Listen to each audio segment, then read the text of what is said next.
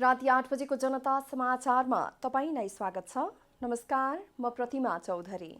नमस्कार, म अनिस्मा बस्नेत। सबैभन्दा पहिले प्रमुख समाचार।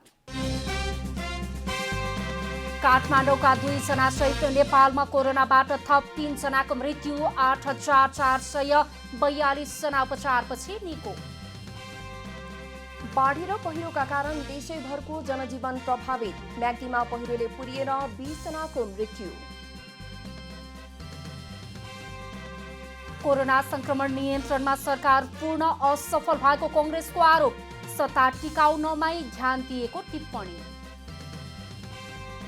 कोरोना नियन्त्रणप्रति विश्व स्वास्थ्य संगठन निराश, पूर्ण रूपमा अन्त्य हुन नसक्ने भन्दै सचेत रहन आग्रह।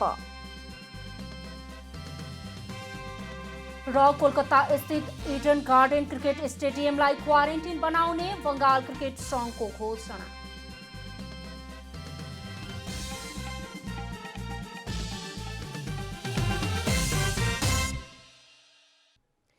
अब पुरा समाचार।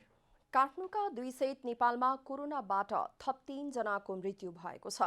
स्वास्थ्य तथा जनसङ्ख्या मन्त्रालयका अनुसार काठमाडौँका 2 र सिन्धुपाल्चोकका 1 पुरुषको मृत्यु भएको हो। काठमाडौँ महानगरपालिका 10 शङ्खमूलका 60 वर्षीय पुरुषको असार 26 गते पाटन अस्पतालमा र काठमाडौँकै गोकर्णेश्वर नगरपालिका 4 का 54 वर्षीय पुरुषको काठमाडौँ मेडिकल कलेजमा उपचारका क्रममा मृत्यु भएको मन्त्रालयका प्रवक्ता डाक्टर जागेश्वर गौतमले जानकारी दिनुभयो। यस्तै सिन्धुपाल्चोक 5 पोखरी 6 का 45 पुरुषको पनि असार 25 गते नै मृत्यु भएको गौतमले बताउनुभयो। यो सँगै नेपालमा कोरोनाबाट मृत्यु हुनेको संख्या 38 पुगेको छ। काठमाडौँ जिल्ला वडा नम्बर 10 शङ्खमूल ठेगाना भएका वर्ष 60 का 1 पुरुषको मिति 2077 आषाढ 26 गते निधन भएको छ। उहाँ फोक्सोमा पानी जमेको र मृगौला रोगको कारणले 2077 आषाढ 16 गते पाटन अस्पतालमा भर्ना हुनुभएको थियो। उहाँको असार 17 गते गरिएको कोरोना परीक्षणमा नतिजा पोजिटिभ पुष्टि भएको। काठमाडौँ जिल्ला गोकर्णेश्वर नगरपालिका वार्ड नम्बर 4 घर भएका 54 वर्षका 1 पुरुषको 77 आषाढ 25 गते उपचारको क्रममा निधन भएको छ। शनिबार 70 जना नयाँ संक्रमित थपिएका छन्। शनिबारसम्म कुल संक्रमितको संख्या 16,719 पुगेको छ। विभिन्न अस्पतालका आइसोलेसनमा 8,239 जना उपचाररत रहेको डाक्टर गौतमले बताउनुभयो। शनिबार 431 गरी कुल 8,442 जना भने उपचारपछि निको भएका छन्। अहिलेसम्म पीसीआर विधिबाट 2,79,500 उपचाररत रहेका छन्। म्याग्दीको मालिका धवलागिरी र रघुगंगा गाउँपालिकामा शुक्रबार गएको पहिरोमा बेपत्ता भएका 20 जनाको शव भेटिएको छ।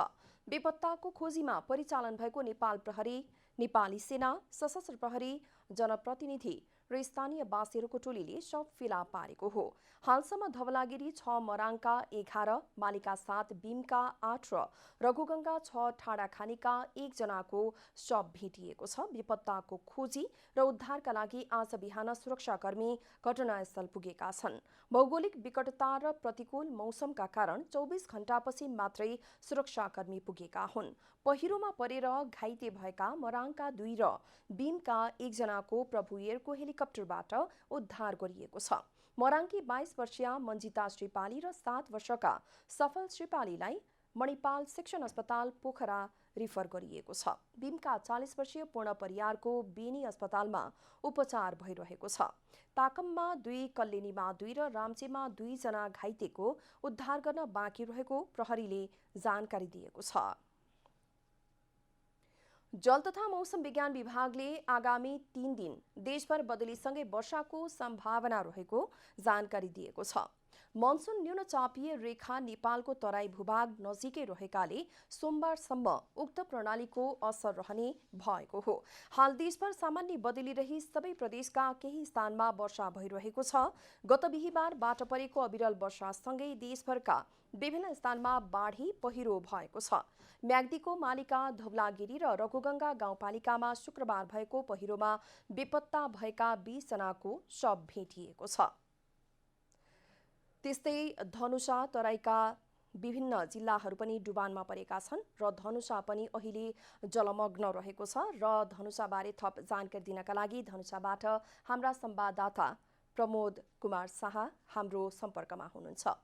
प्रमोदजी, अहिले धनुषा जलमग्न रहेको खबर छ र यो जुन वर्षा भइरहेको छ यो सोमबारसम्म निरन्तर लगातार वर्षा हुने मौसम विभागले पनि जानकारी दिइसकेको हुँदा जलमग्न रहेको धनुषामा उद्धार कार्य र सँगसँगै जति पनि यो अलिकति खतराको सूचीमा रहेका स्थानहरू छन् त्यहाँ के कस्तो सुरक्षाको व्यवस्था मिलाइएको छ सो बारे पनि जानकारी दिनुस् न। हजुर प्रतिमाजी, धनुषाको कुरा गर्ने हो भने धनुषामा अहिलेसम्म जनधनको क्षति अहिले ठुलै रूपमा नभएको अहिलेसम्म हामीलाई खबर छ। एउटा मिथिला नगरपालिका वार्ड नम्बर 11 तुलसी टोलका विष्णु पौडेल जुन रोपाई गरेर घर फर्किरहेको अवस्थामा रातु खोलाले बगाएको जानकारी प्राप्त भएको छ। एकजना हराइरहेको अवस्था छ भने बाँकी अझै अब धनुषामा जनकनन्दनी गाउँपालिका का केही वार्डहरू डुबानमा छ।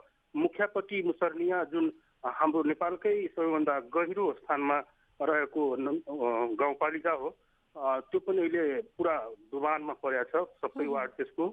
अनि जनकपुरधाम महानगरपालिकाको कुरा गर्ने हो भने जनकपुरधामको वार्ड नम्बर 3, 4, 7, 8, 9, 13, 15 वार्डहरू जलमग्न अवस्थामा रहेको छ। त्यसै गरी जनकपुरधाममै केही सरकारी कार्यालयहरूमा पानी पसिसकेपछि त्यहाँ काम अहिले ठप्प भएको छ। जस्तो कि भेटनरी अस्पताल, खुला कार्यालय, राष्ट्रिय समाचार समिति, घरेलु तथा साना उद्योग, डिभिजन वन कार्यालय, टिम्बर कार्पोरेसन लगायतका जुन कार्यालयहरू छ सरकारी कार्यालयहरू त्यसमा पानी पसेर त्यो कार्यालयहरू अहिले बन्द रहेको अवस्थामा छ। प्रतिमाजी, प्रमोदजी, त्यसै गरी धनुषा आसपास कुन कुन खोलाबाट धेरै खतरा छ डुबानको बाढीको? धनुषा र सिराहा जोड्ने जुन एउटा कमला नदी छ त्यसमा जलस्तर बढिरहेको हामीले खबर पाएका छौँ र त्यसबाट धेरै क्षति हुन सक्ने सम्भावना छ र हामीले प्रदेश सरकारसँग पनि कुरा गरेका थियौँ त्यो कमला नदीको समस्याको समाधान सम्बन्धमा। अनि प्रदेश दुई सरकारका प्रवक्ता हुनुहुन्छ आन्तरिक मामिला तथा कानुन मन्त्री ज्ञानेन्द्र कुमार यादवजी, उहाँले त्यसका लागि सम्पूर्ण व्यवस्था गरिसकेको र त्यस किसिमको क्षति हुन नदिनका लागि सम्पूर्ण तयारी गरिसकेको उहाँले जानकारी दिनुभयो। प्रतिमाजी, प्रमोदजी, त्यसै गरी भर्खरै रोपाईँको यो आषाढ महिना त रोपाईँको महिना पनि हो, धेरै रोपाईँ गरेका खेतहरू पनि बगाएर लगेका होलान्, कटान गरिएको होला, के कति आर्थिक क्षति भएको छ धनुषामा यहाँलाई केही जानकारी छ?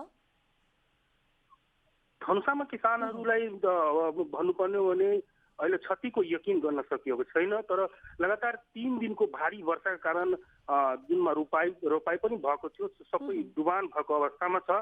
हुन त भारी अहिले पुरै डुबान भइसकेको अवस्था त छैन, तर जुन बिउहरू रोपिएको थियो त्यो सबै डुबान भएको अवस्था छ। त्यही कारणले किसानलाई क्षति त हुने नै हो, तर अहिले क्षतिको अनुमान कति क्षति भएको हो त्यसको अनुमान गर्न सकिएको छैन। प्रतिमाजी, अब प्रमोदजी, जस्तै कि हरेक वर्ष वर्षा हुन्छ, वर्षा भएपछि तराईमा डुबान हुन्छ, बाढी जान्छ र यहाँले पनि जानकारी दिनुभयो धनुषामा चाहिँ विशेष गरी कमला नदीबाट एकदमै खतरा हुन्छ सबैभन्दा बढी कटानको र डुबानको। भनेपछि यो हरेक वर्ष हुने डुबान र कटानबाट चाहिँ यो जति पनि सतर्कता अपनाउनु पर्ने हो, धनजनको क्षतिबाट बच्ने उपायहरू अवलम्बन गर्नुपर्ने हो, त्यसमा किन कमजोरी भएको हो? सम्बन्धित निकायले के भन्नुहुन्छ? अब यसमा कमजोरीको कारण भन्ने हो भने समयमै त्यसको तयारी नगर्नु र त्यो खतरा आइसकेपछि त्यसमा लाग्नु त्यो मुख्य विषय हो। तर यसपालि जुन खास गरेर दुईवटा निकाय छ, स्थानीय सरकार र प्रदेश सरकार, दुवै चनाखो भएर त्यसको तयारीमा लागेको देखिएको छ।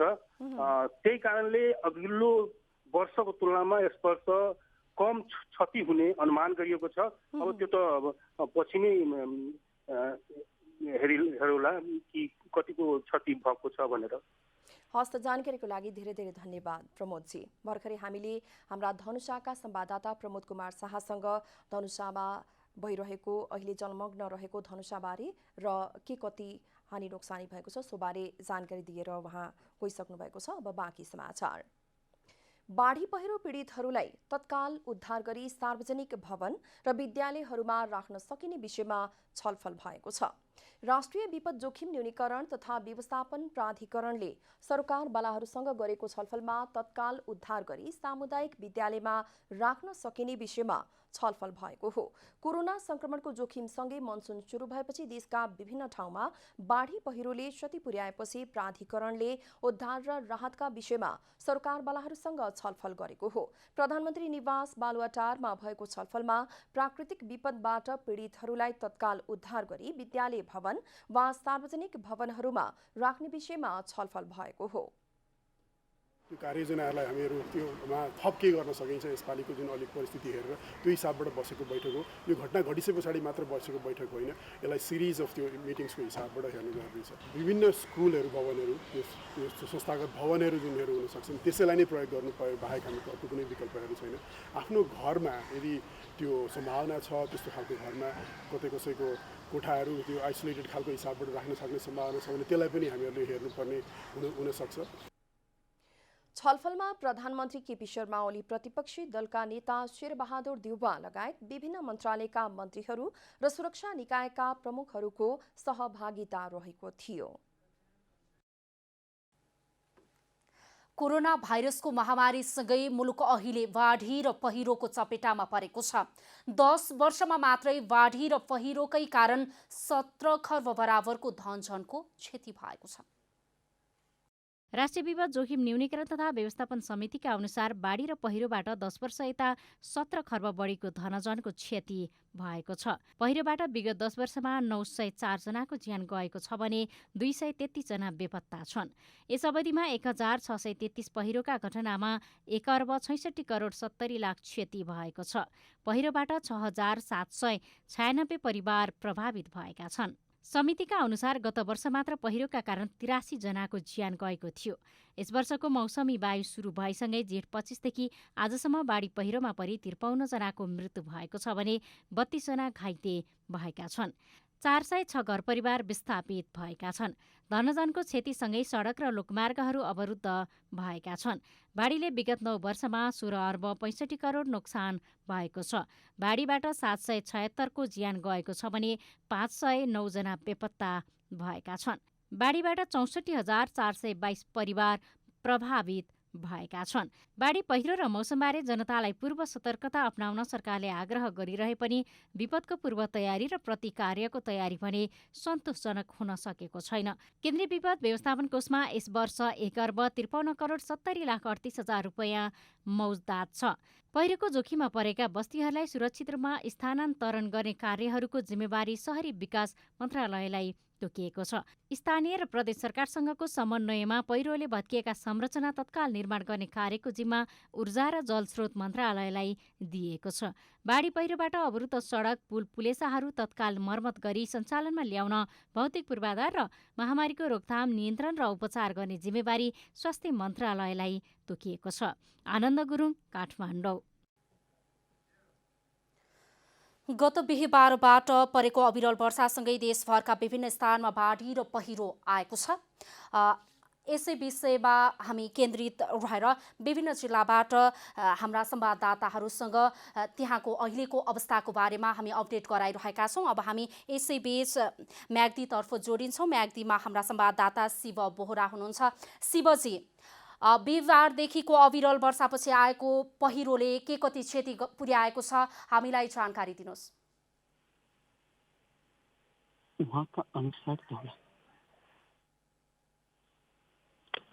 शिवजी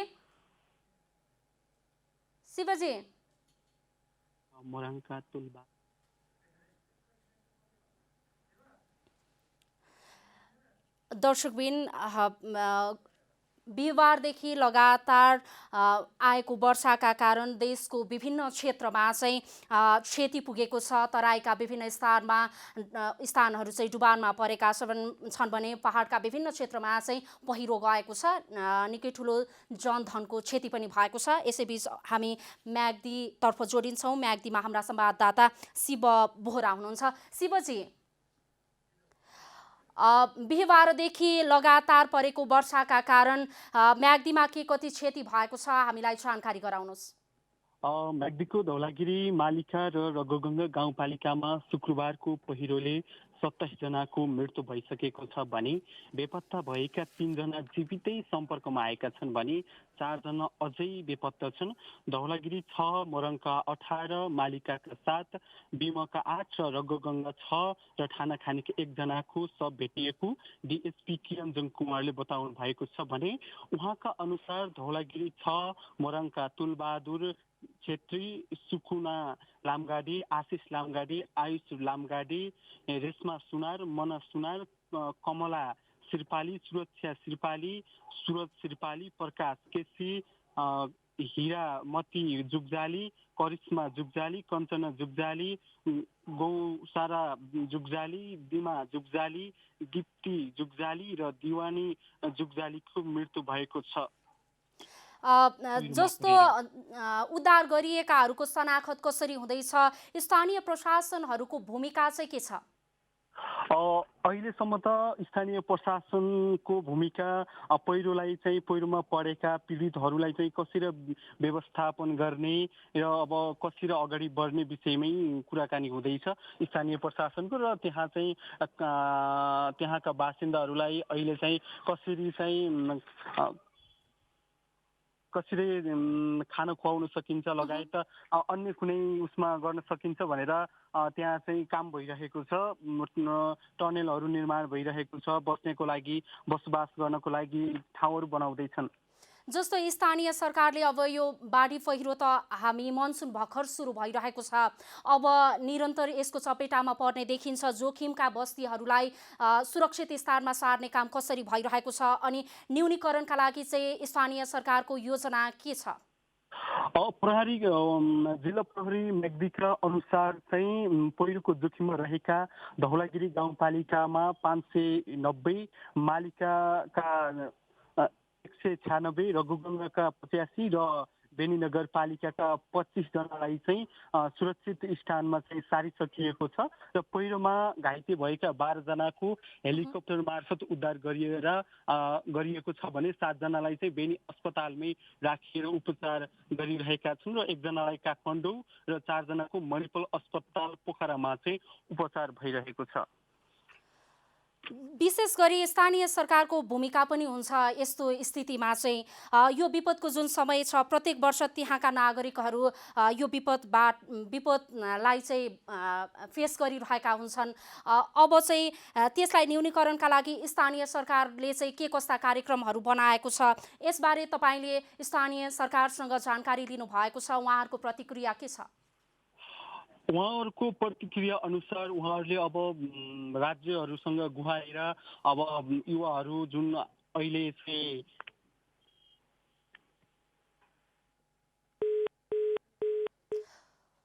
जानकारीका लागि यहाँलाई धेरै धेरै धन्यवाद। उहाँ हुनुहुन्थ्यो हाम्रा म्याग्दी संवाददाता शिव बोहरा। म्याग्दीमा 27 जनाको पहिरोका कारण पुरिएका 27 जनाको शव भेटिएको छ, हामीलाई जानकारी दिँदै हुनुहुन्थ्यो। हामी जनता समाचारमा छौँ। अब थप समाचार। नेपाल कम्युनिस्ट पार्टी नेकपा अध्यक्ष पुष्पकमल दाहालले चितवनको बाढी प्रभावित क्षेत्रको अवलोकन गर्नु भएको छ। दाहालले भरतपुर महानगरपालिका 27 र 28 को सीमा क्षेत्रमा शुक्रबार बाढीले भत्काएको बाँधको तथा माडीको बाढी प्रभावित क्षेत्रको अवलोकन गर्नु भएको हो। अवलोकनका क्रममा दाहालले बाढी प्रभावित क्षेत्रको अवस्थाबारे प्रधानमन्त्री र गृहमन्त्रीलाई जानकारी गराउने आश्वासन दिनुभएको छ। दाहालले चितवन आउनु अघि प्रधानमन्त्री केपी शर्मा ओलीसँग बाढी र पहिरोले क्षति पुर्याएका ठाउँमा राहत र उद्धार कसरी गर्ने भन्ने विषयमा छलफल भएको र फेरि काठमाडौँ फर्किएपछि छलफल हुने बताउनुभयो।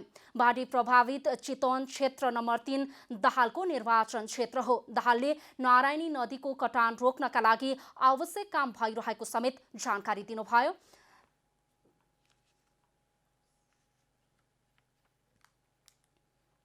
नेकपाले साउन 2 गतेसम्मका लागि स्थायी समिति बैठक स्थगित गरेर बाढी पहिरो प्रभावित क्षेत्रमा उद्धार र राहतमा लाग्न समग्र पार्टी पङ्क्तिलाई समेत अनुरोध गरेको छ। नेपाली कांग्रेसका सहमहामन्त्री डाक्टर प्रकाश शरण महतले कोरोना संक्रमणको रोकथाम र नियन्त्रण गर्न सरकार पूर्ण रूपमा असफल भएको आरोप लगाउनु भएको छ।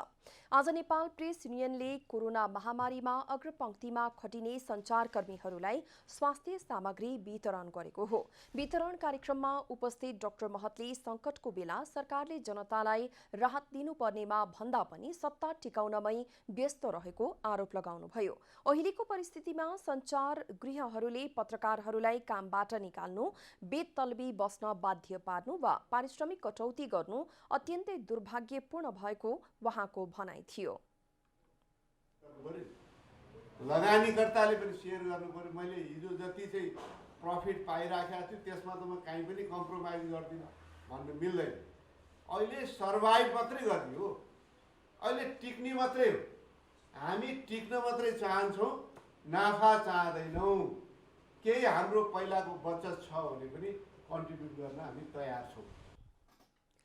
कार्यक्रममा नेपाल पत्रकार महासंघका महासचिव रमेश विष्टले कोरोना संक्रमणका बेला पत्रकारहरूको रोजीरोटी खोज्ने सञ्चार गृहका कार्यालयमा महासंघको अगुवाईमा ताला लगाउने तयारी भएको बताउनुभयो। घोषणा गरेको छ। अझै पनि आन्तरिक रूपमा तपाईहरु सहमति गर्नुस्, मिलाउनुस्। मिलाउनका लागि मध्यस्थता चाहिन्छ भने प्रेस युनियन तयार छ, पत्रकार महासंघ तयार छ, अरु संघ संस्था पनि तयार होलान्। हामी त्यो मध्यस्थता गरेर मिलाउन पनि हामी तयार छौं। नेपाल प्रेस युनियनका अध्यक्ष बद्री सिग्देलले संकटका बेला सञ्चार गृहहरूले पत्रकारहरूमाथि अमानवीय व्यवहार गरेको बताउँदै जागिरबाट हटाइएका पत्रकारहरूलाई तत्काल पुनर्बहाली गर्न माग गर्नुभयो। कार्यक्रममा सञ्चारकर्मीहरूलाई press jacket, KN95 mask, surgical mask, recharge card र सेनिटाइजर वितरण गरिएको थियो। सार्वजनिक यातायात व्यवसायीहरूले तत्काल सेवा दिन नसक्ने पुनः स्पष्ट पारेको छ। व्यवसायीहरूले आफूहरूको माग सम्बोधन नभएसम्म यातायात सञ्चालन नगर्ने अडान कायमै राखेका छन्। सरकारले सार्वजनिक यातायात सञ्चालन गर्ने निर्णय गरे पनि यातायात व्यवसायीहरूले सार्वजनिक यातायात तत्कालै सञ्चालन गर्न नसक्ने स्पष्ट पारेका छन्। यातायात व्यवसायीहरूले सार्वजनिक यातायात खुल्ने भन्ने कुरामा कुनै सत्यता नरहेको समेत बताएका छन्। शनिबार बसेको यातायात व्यवसायीहरूको बैठकले आफ्ना माग सम्बोधन नभएसम्म सार्वजनिक यातायात सञ्चालन नगर्ने निर्णय गरेको हो। व्यवसायीहरूले आफूहरूका माग सम्बोधन नभएसम्म यातायात नचलाउने अडान कायमै राखेका छन्। तलब भत्ता दिन नसकेको अवस्था छ, त्योलाई सम्बोधन गर्नलाई हामीले पुनर्कर्जाको लागि हामीले माग गरेका छौँ। कुराहरू पुरा नभएसम्म व्यवसायीले अहिले गाडी तत्काल हिजो भनेर आज सडकमा निकालेर गुडाउन सक्ने अवस्था नभएको कारणले यो हामीले सरकारसँग च्यालेन्ज गरेर फेरि यसलाई आन्दोलनको रूपमा अगाडि बढाएर लिएर जान खोजेको पक्कै होइन। सार्वजनिक सवारी नचल्दा सर्वसाधारण पैदल यात्रा गर्न बाध्य बनेका छन्। यस्तै यातायात मजदुरहरूको समस्या पनि उस्तै छ। लकडाउन अवधिभर ग्यारेजमा रहेका सवारी साधनको मर्मत सम्भार गर्नुपर्ने र स्वास्थ्य सुरक्षामा समेत चुनौती रहेको सरोकारवालाहरूको भनाइ छ। त्यसमा यात्रा गर्ने यात्रु चढेनन् भनेदेखि र त्यो मजदुर आफूले सुरक्षित छु भन्ने फिल गरेन भने मजदुरले गाडी चलाउँदैनन्। हामीलाई देशभरिका मजदुरहरूले नै यही कुरा भनेका छन् र हामी तिनै मजदुरहरूको नेतृत्व गर्ने, हामी नेतृत्वदायी भूमिकामा बस्ने मजदुर नेताहरूले हामीले भनिरहेछौँ। यी कुराहरूलाई सम्बोधन नगरेसम्म देशभरिका श्रमिकहरूले सवारीका साधन सञ्चालन गर्न सक्ने अवस्था छैन। लकडाउनभरिको यातायात साधनको बिमा ब्याजसहित अनुदान दिनुपर्ने माग राख्दै आएका व्यवसायीहरूले सार्वजनिक यातायात सञ्चालन आउने भन्ने गलत सूचनाको पछि नलाग्न आग्रह गरेका छन्। क्यामेरामा शैलेन्द्र गोविन्द मातेका साथ अभिषेक सापकोटा, काठमाडौँ। लमजुङ सदरमुकाम प्रवेश गर्ने जिल्लाकै मुख्य राजमार्ग डुम्रे बेसी शहर सडक जीर्ण र जोखिम हुँदा जिल्लावासीले शास्ति पाएका छन्। साँघुरो सडकमा परेका दर्जनौं खाल्डा खुल्डीका कारण वर्षाको समयमा झनै जीर्ण र जोखिम भएपछि दैनिक यात्रा गर्ने यात्रुहरूलाई समस्या भएको हो। भानु मार्गको रूपमा चिनिएको लमजुङको मुख्य सडक हिमाली जिल्ला मनाङ जोड्ने एकमात्र सडक मार्ग हो। वर्षौंदेखि जीर्ण बन्दै आएको उक्त सडकको उचित मर्मत र विस्तार नहुँदा दैनिक जोखिम बढ्दै गएको छ। सडकमा दर्जनौं खाल्टाखुल्टी छन् भने कजुवे प्राय भत्किएका छन्। घुम्ती मोडहरू समेत साँघुरो हुँदा जोखिमपूर्ण यात्रा गर्न बाध्य भएको यात्रुहरू बताउँछन्। खाल्टा थिए कति ठाउँमा लडेला आफैले ढुङ्गासँग हालेर हिँडियो, तर कति दिनसम्म यहाँ हिँडियो। यो बाटोको अवस्था देख्दा अब वर्षमा त त्यस्तै हो, हिउँदमा पनि सधैँ यस्तो हुने भयो अवस्था। अब यसको लागि के गर्न सकिन्छ, हामीले कहिलेसम्म चाहिँ यो शास्ति भोग्ने हो। सडकमा वर्षेनी सवारीको चाप बढ्दै गएको छ, तर सडक मर्मत र विस्तारको काम भने हुन सकेको छैन। वर्षेनी सडक मर्मतका लागि करोडौं रुपियाँ खर्च गरे पनि गुणस्तरीय मर्मत नहुँदा आम नागरिकहरूले निकै शास्ति खेप्दै आएका छन्। सडक जीर्ण भएकै कारण सामान ढुवानी समेत महँगो भएको जिल्लाका व्यवसायीहरू बताउँछन्। सडक साँघुरो खाल्टाखुल्टी भएको कारणले अहिले हामी देखेका छौँ काठमाडौँ र पोखरा जाने चाहिँ ढुवानी भन्दा लमजुङ आउने ढुवानी चाहिँ महँगो तिर्नु परेको छ। मान्दैनन्, सडकमा चाहिँ गाडीहरू हाम्रो सडक सम्झिने बित्तिकै हाम्रो भाडा बढी हुन्छ र जति पिच छ पाउँदीबाट बेसियासम्मको करिब 17-18 किलोमिटर जति पिच छ, त्यो पनि राम्रो छैन। र त्योभन्दा माथि अब यहाँमा त मनाङ जाने बाटो, अब यसको त झन् अफ रोड भयो, यसको त कुरै नगरौँ। लमजुङ हाइड्रो मैत्री जिल्ला भएकाले सडकको क्षमताभन्दा ठूलो सवारी भित्रता समेत सडक नाजुक बनेको छ। जिल्ला प्रवेश गर्ने मुख्य मार्ग भए पनि कतिपय स्थानहरूमा 2वटा सवारी क्रस गर्न समस्या पर्छ। सडकको उचित मर्मत नहुँदा हिउँदको समयमा समेत जोखिम बनेको सडक वर्षाको समयमा झनै जोखिम बनेको छ। पटक पटक सडक मर्मतको लागि ध्यानाकर्षण गराउँदा पनि सम्बन्धित निकायले चासो नदिएको स्थानीयको आरोप छ। यसको स्तर उन्नति विशेषतः पाउँदी भन्दा यता जब लमजुङ प्रवेश भएसँगै अत्यन्तै कमजोर देखिन्छ। यहाँ वर्षौं वर्षदेखि नागरिकहरूले, राजनीति पार्टीहरूले र अहिले स्थानीय निकाय आइराखेको अवस्थामा पनि स्थानीय निकायहरूले पनि यो सडकहरूलाई राम्रो बनाउने तर्खरमा उहाँ लाग्नु भएको छैन। करिब 2 दशक अघि कालोपत्रे भएको यो सडक त्यसपछि न विस्तार हुन सकेको छ न उचित मर्मत नै। सडक विभागले सडक विस्तार गर्ने नाममा बेला बेलामा सर्वेको कार्य गरे पनि सडकको उचित विस्तार र मर्मतमा अहिलेसम्म कुनै प्रक्रिया अघि बढेको देखिन्न। लमजुङबाट सन्देश पौडेलको रिपोर्ट। 2500 रुपैयाँको प्रलोभनमा परेर सुनसरी स्थित देवानगञ्ज गाउँपालिकाका एक युवाको हत्या भएको खुलेको छ। ससुराली आएका देवानगञ्ज गाउँपालिका वडा नम्बर 7 का 25 वर्षीय मिथुन ओरावको हत्या भएको खुलेको हो। उनकै ससुरा र सासूले स्थानीय युवाहरूलाई 2500 रुपैयाँको प्रलोभन देखाएर हत्या गराएका हुन्। केही दिन अघि सुनसरीको गढी गाउँपालिकाको बुढीखोलामा ओरावको शव माटो मुनि फुरिएको अवस्थामा प्रहरीले फेला पारेको थियो। शवको थप अनुसन्धानका क्रममा उनको हत्या भएको खुलेको जिल्ला प्रहरी कार्यालय सुनसरीले जनाएको छ।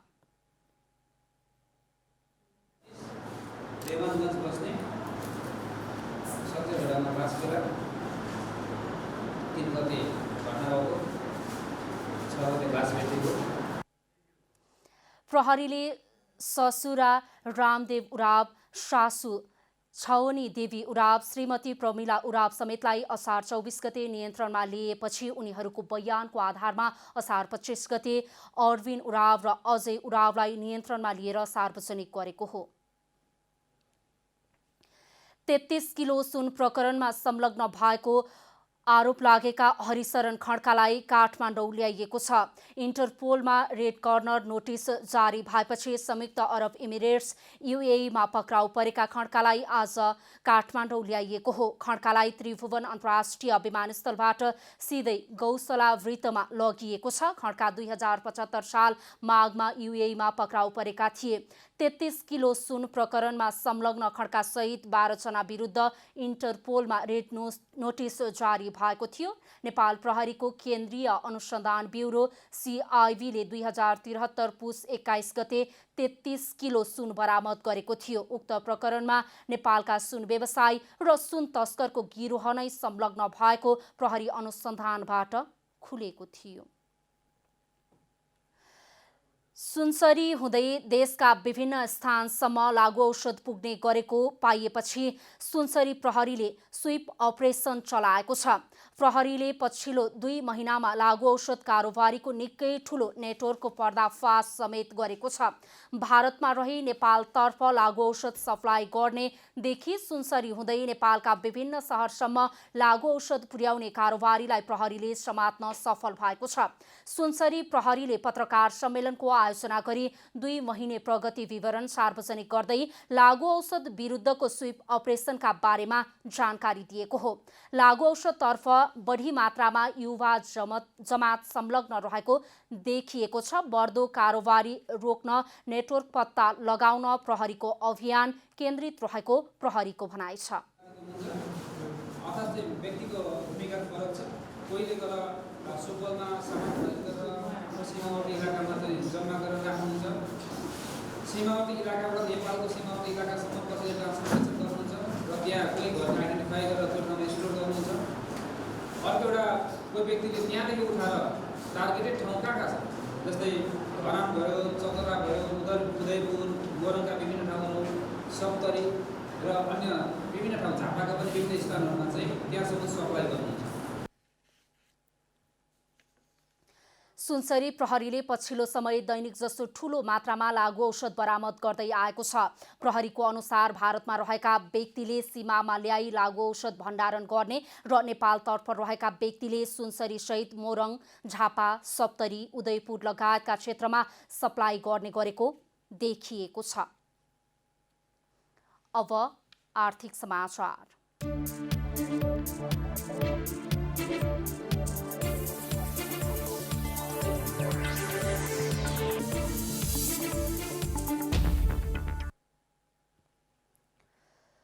कोरोना प्रभाव परिरहेका बेला प्राथमिक सेयर निष्कासन गरेका 2 कम्पनीका सेयरमा लगानीकर्ताको आकर्षण देखिएपछि थप 19 कम्पनीले साधारण सेयर बिक्री गर्ने भएका छन्। नेपाल धितोपत्र बोर्डका अनुसार कुल 5 अर्ब 84 करोड 91 लाख 41,220 रुपैयाँ बराबरको साधारण सेयर बिक्री गर्ने तयारी गरिएको छ। सोही अनुसार 5 करोड 84 लाख 9,871 किता सेयर बिक्री गर्न लागि हो। त्यसमा 10 जलविद्युत कम्पनीले साधारण सेयर बिक्रीका लागि बोर्ड समक्ष अनुमति मागेका छन्। त्यस्तै 4 बीमा कम्पनी, अन्य समूहका 3 कम्पनी, मर्चेन्ट बैंक र लघुवित्तका 1 कम्पनी रहेको बोर्डले जानकारी दिएको छ।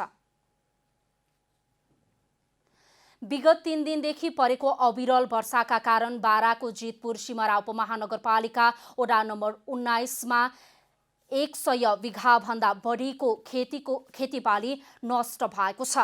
अविरल वर्षासँगै वालगङ्गामा आएको बाढीले खोलाले आफ्नो धार परिवर्तन गर्दा 100 बिघाभन्दा बढी बाली र 50 बिघाभन्दा बढी खेतीयोग्य जमिन नष्ट गरेको छ। नदीले आफ्नो धार परिवर्तन गरी खेतमा लगाएको सबै बाली नष्ट गर्नुका साथै खेतमा बालुवा थुपारेपछि यहाँका किसानहरू चिन्तित बनेका हुन्। वालगङ्गा नदीको धार परिवर्तन गर्न यस नदीमा तटबन्ध गर्नुपर्ने स्थानीय किसान राजदीप राउतले माग गर्नु भएको छ। 2 बीघा जमीन बा भरा गइल बा। अब बाढ़ी जौन काटे आवता तो नारी पू गइल बा। ओकर क्षतिपूर्ति देवे के चाही। आई जौन जहाँ से उत्पत्ति होता ओकरा के निगरानी कर देलो। यता वालगङ्गा नदीमा पुल निर्माणका क्रममा ठेकेदारले लगाएको वादका कारण र रिलायन्स चिनी मिलले खोलालाई साँघुरो बनाएपछि खोला गाउँमा पसेको जितपुर सिमरा उपमहानगरपालिका वडा नम्बर 19 का वडा अध्यक्ष सुधन दास तत्माले आरोप लगाउनु भएको छ। 3 वर्षमा पुल निर्माण गर्ने जिम्मा पाएका आश्रय निर्माण सेवाले 5 वर्ष बित्दा समेत पुल निर्माण गर्न नसक्दा यो समस्या आएको स्थानीयको आरोप छ। अब खेलकुद समाचार।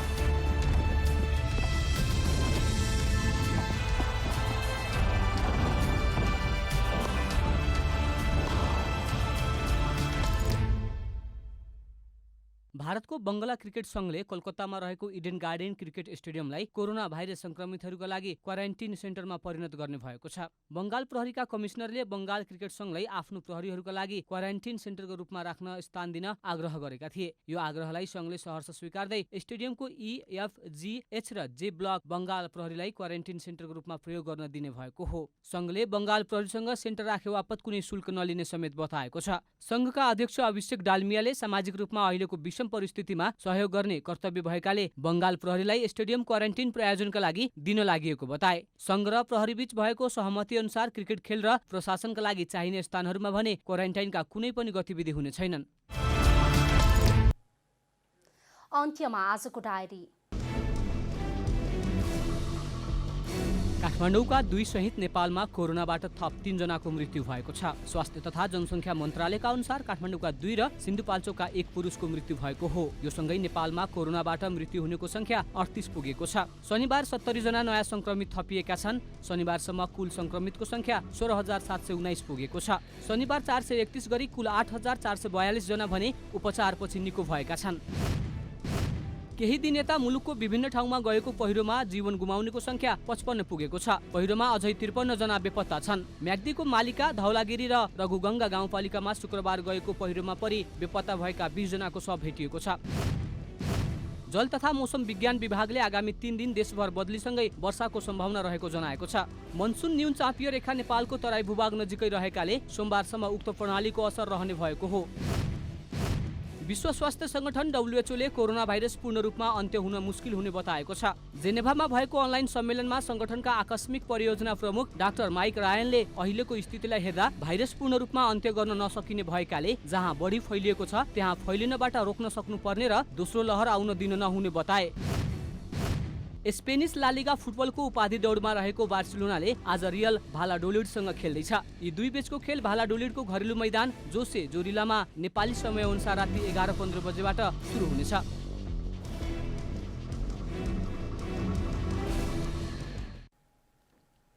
जनता समाचार अहिलेलाई यति नै। जनताद्वारा जनताका लागि प्रसारित जनता टेलिभिजनका कार्यक्रमहरू युट्युब, ट्विटर, फेसबुक र हाम्रो वेबसाइट जनतासमाचार.com मा पनि पढ्न र हेर्न सक्नुहुनेछ।